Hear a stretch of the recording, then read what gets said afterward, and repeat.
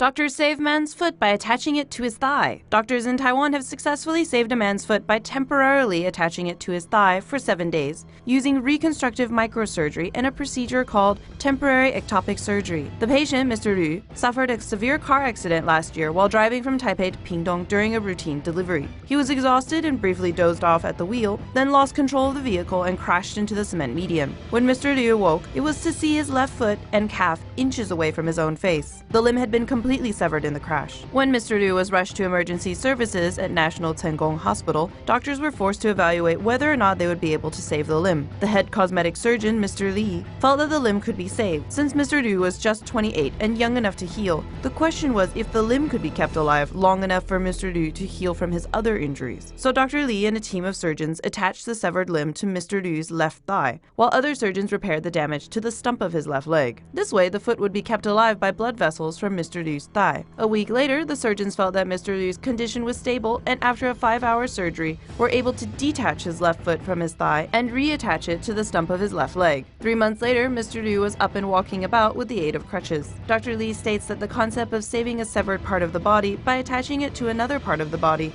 to give it a blood supply is well recognized. Thankfully, the doctors didn't have to attach Mr. Liu's foot to his forehead. That would have been awkward. See a story that really should be animated? Suggest stories to Tomo News now.